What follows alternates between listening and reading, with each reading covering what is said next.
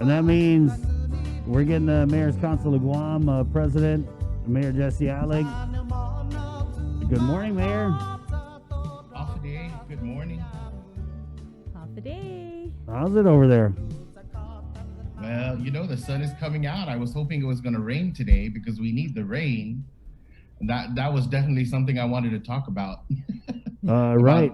About the lack of rain and too much sun, too much wind, and too much fire. Right on. So one of the things that we're really, some of us mayors that are that have a lot of grasslands, we really remind our residents to not burn and call it, residents, call GPD, call GFD if your neighbors are burning, because we know in the past few weeks Dededo has seen many house fires, but in the south and in maybe even in the central portions of Guam, we see a lot of grass fires. And our fire department and our forestry people at agriculture, man, they work so hard at putting out those fires. And if you've never really been with any of them, then you don't know the extent of their work. And a lot of those people, they dedicate most of their hours of the day putting out those fires. And like they always say, it's man-made, right? So if we're all used to burning at the back of the house, and we don't realize that those embers fly. And so we just really encourage everyone to not burn. And you need a burn permit from fire department. So encourage your residents, encourage your neighbors to get those burn permits from fire department, so that at least when they go to the fire department, they can let them know that they really should not be burning, especially because the weather. And this is the Lenten season, spring Guam. We all know that it's hot and it's dry and it's windy. And so any bit of rain is a blessing for us in these days. And so I heard the weather this morning, the weather report this morning, and so hopefully we get some kind of rain and moisture, so that we're not all prone to these fires. And so in PD, right, the Nimitz Hill area, it moves into Asen and over to Chalanpago and over to Santa Rita. That entire area is just absolutely crazy with fires. And like I said, if you've never seen the forestry people and the fire department out there putting out fires, you should try joining them, so not to burn. Yeah. But that's definitely one of the big deals. All the mayors get that notice from the National Weather Service and through Homeland Security. And so I know that we try our best to get it to our residents, but we just really need to let everyone know not to burn right now. And when you burn at home, you need a burn permit from the fire department. Right. And, just over the weekend, you're right, it was terrible. Especially we got the video of Rancho Camacho subdivision in Talafofo. Oh, it was just, that fire was so huge. It was like crawling up and down the mountainside. And, in just grass fires in general, it's just terrible for the environment because of the erosion that it creates. And, when it rains and all of that washes down into, rivers, and sometimes even to, like, I did a whole thing with EOG last year, right before COVID, and they were going to launch this drone that they got through federal grant funding, and you load it up with seeds, and then they goes up in the air and they drop it on the where the erosion is, because you need that natural filter for when it rains and the water goes into the river. So yeah, it's just a terrible deal. And you're right, these are man-made, at least according to environmental officials. So right. And one of the things and that's interesting to know, because one of the things that I've done since I've been in office, and we do almost every summer, is we have a program with BSP and agriculture, and we do a Ridge to Reef a program with the children, with the summer school kids. And that teaches them really about the effects of burning, washing your cars, right? And some of us live on the hill, some of us live down on the coast, so we know what the sedimentation does and how it does not help the reefs. And that's most of us live in this area. So it's definitely a good it's good, something good for our children to know, and it's good practice. So I'm hoping that we can push that out to the other villages as well, because it doesn't only affect PD, it really affects everyone on the island. And we live on an island, and we're surrounded by this reef, this beautiful reef that we're trying to preserve. So, and then actually that's going to morph into something else that I wanted to share that we don't normally share, and that's the fishing permit. Pago Tepun Kuresma, right? And it's Lent, and there's fish. Everyone wants to eat fish now, especially on Fridays. Right. Well, some of us, right? And one of the things that we don't push out too much are the fishing permits for the Atseng Preserve and the PD bomb holes. But we also hear a lot of, or many times we hear of arrests being made for illegal fishing. And what our residents need to know, all our residents, whether you're Chamorro, whether you're Gomanian, whatever it is you want to be, you need a fishing permit to fish in the PD bomb holes or the Atseng Preserve. And it's real simple. You just check the PD mayor's office or the Malesso mayor's office, and they tell you about the permit. They tell you what you can harvest, how you can harvest it. And at this point, it's very limited. You can only harvest a tulay, TL, and manyak. And of course, everything is you cannot be in the ocean at the time. You cannot be in the waters. You have to be on the shore. You can enter the ocean or the waters to retrieve your net or your belongings, but you're not able to fish in the ocean. So that's, we get that renewal every month. We hope to get a renewal every month from agriculture.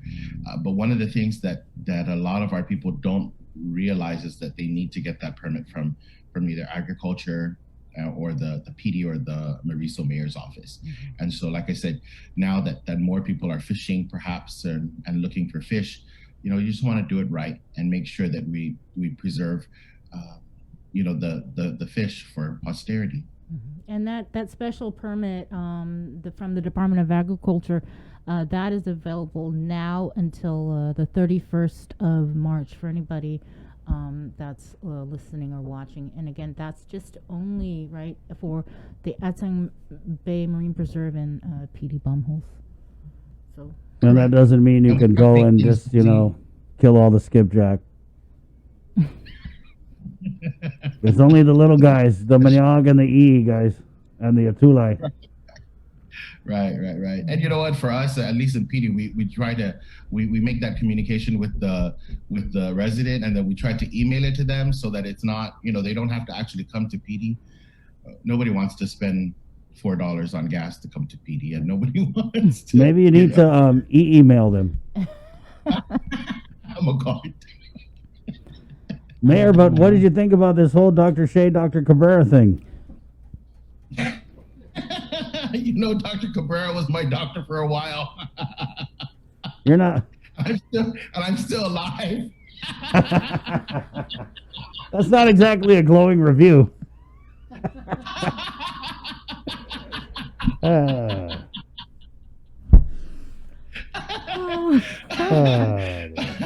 I'd rather not get into it.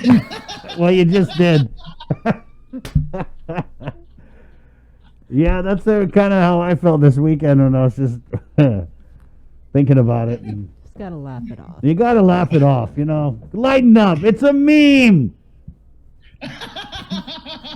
That just means that you made it. When they make a meme about you, guess what? You made it. Okay, speaking about that, the homebound vaccination, because we were getting so many calls because of the Moderna delay and all. And so I heard you earlier as well. So all the homebound will be scheduled by public health. So I know it's a little delayed. And like Dr. Wen always says, it's okay to be a few weeks late. So we were trying to really put everyone at ease, all the homebound and the caregivers at ease, that public health will be calling you, notifying you, as they did in the first round of the first dose.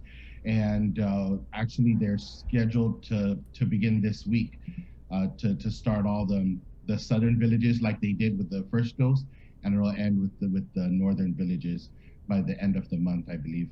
And so I just received that confirmation last week as well from public health. So I know that there were so many questions about it, and just you know how Manumco are, right? Everyone just kind of concerned, and so we really want to put them at ease that public health will be giving them their second dose, and everyone will be safe sooner or later. Right. Was there anything else? Because I did have a question for you. The two things that I want to remind our residents about. Number one is the emergency rental assistance applications. You know, it's money that's for our people. They need to come and pick it up from our office. It's an application for rental assistance, or I know you guys always push it out and you can get it online. But we do have quite a bit of residents who still want to see the hard copy. We have all the mayor's offices have copies. I know that the Dedado mayor's office, they're such a large area that they've had to get additional copies. Wow. But regardless of whether or not the village is large or small, they can definitely give you a copy so that you can file your application with DOA and get the rental assistance. That's so important because everyone, that just kind of helps the economy, both the resident and the landowner or the property owner. So I'd like to push that out. And the other important piece of information that I wanted to share was DOA is doing a great job with the community learning centers, with the 13 that are open already. And I would like to see it, and most of us mayors would like to see it infiltrated through the villages, but we can't get it there if we cannot fully utilize the 13 that are already operating.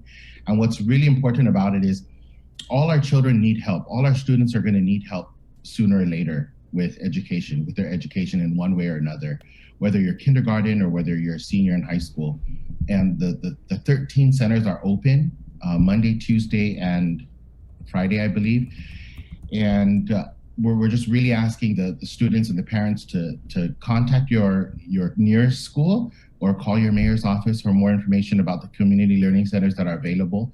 And all these centers are really at school sites where they can utilize technology, where they can get assistance with the platforms that the teachers are using for their classes. And the reason why we'd like to push that out is because that's only 3 days out of the week, certain hours. And if we get to a point where we can get it to the villages and into the community centers and perhaps the mayor's offices, then we're able to help students at other times of the day and maybe even 5 days a week as opposed to just the 3 days. And like I said, so DOE is doing their part with the 13 that they have currently. But if then there is no need, then that how can we justify opening it up through the mayor's offices? And we want to have it available through the mayor's offices because then we can push it later, beyond 3:30, where it's probably more convenient for either the student or the parents. And so those are definitely the two things that I wanted to remind our people about. Mayor, what's the status of the stray dog roundup? What village are you guys in? Just so people have a heads up. So there is big status on that, and I'll talk about it as often as I need to because it's growing legs, Chris. So last week, it was a big deal that Jesse decides to call a meeting with the mayors and senators, and definitely senators show up and wonder why they're there. But then after that meeting, I received another invitation to Senator Rigel's office, which I'm very, very excited about. And we met a second time with GAIN and with agriculture. And we're definitely looking at two pieces of legislation that will help not only the mayor's side and help with the animal control issue or the stray animal issue, but a second piece of legislation that will hopefully address the needs of animal control at agriculture, so that once and for all, this issue of animal control is returned to the Department of Agriculture and not solely on the mayors and vice mayors, because it's almost a 24-hour job for the mayors and the vice mayors and their staff to hear about stray animals. And definitely it's not our primary obligation. It's not our primary responsibility, but because it's within our village, we're definitely or within our communities, we're certainly not gonna let it go. So that's the biggest update, is that we're looking at two pieces of legislation that hopefully will come through Senator Ragel's office. And we did get confirmation. I spoke to several senators after that. If there are no other issues with those two pieces of legislation, that they definitely will support that. And I will be speaking with the governor to see if we can get her support as well. And again, that's definitely to address the mayor's concerns. So some of the mayor's concerns have concerns with PPEs, with animal control. So we don't have the proper, the proper equipment to secure the dogs or the cats, or to even trap them. And we're hoping to address those types of issues. But as far as where the next roundup is, I have no idea where the next roundup is. Okay. And I don't have an idea, because everyone should tie up their dog or cage them properly. Mm-hmm. And so I know that Mayor Paco is working with another village to start the roundup at another village other than Santa Rita. So I do have a couple of questions, and one of them, it's related to the homeless situation, global dorms. It's just one shelter. We've been hearing about, they were going to open a second shelter, but that has never materialized. So Sarah Thomas Nedadog, the director of OHAP, she did mention that they're looking at the possibility of having multiple sites around the island. Have you heard anything about that, or can tell us a little bit more about it? Well, perhaps next Monday I will have a lot of information. I did schedule a meeting with them this Thursday. So we will be meeting with them this Thursday at 11 with Sarah and her team to get more information on that and the process of that office. So right on. I don't have updated information. Okay. What about the $661 million? Has the governor approached the mayor's council? Has the mayor's council approached the governor and her team about possibly getting any of this anticipated federal aid? Biba Miss Tomorrow. That's my first comment to that. Hiya, day. See what happens when you guys elect a Republican mayor as your president? Now look. Okay. All right. State of the Island address. It is tonight. Will you be attending? If not, what are you hoping to hear tonight from our Magahaga? I will be attending. I will definitely be attending, and I'm excited to hear about our way forward and how we're going to use this $600 million. And I feel that $600 million in Adelute's pocket is definitely enough to satisfy not only the government side, but the private sector, and to get our economy going. I know that I'm hopeful that we'll see a plan to use this money tonight, or hear about it, at least our initial plan. And just to answer your first question, yes, we have asked the governor for assistance with some issues with this fiscal year for the Mayor's Council of Guam, and we're hopeful.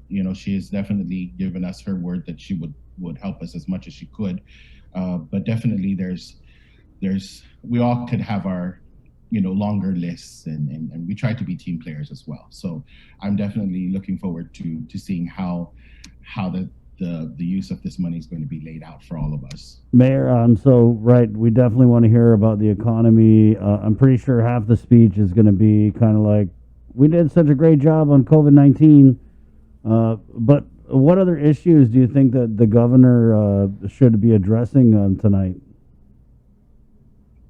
Well, one of the long-standing issues, I think, that affects all of us is our hospital, right? So it's such a huge deal for us beyond COVID.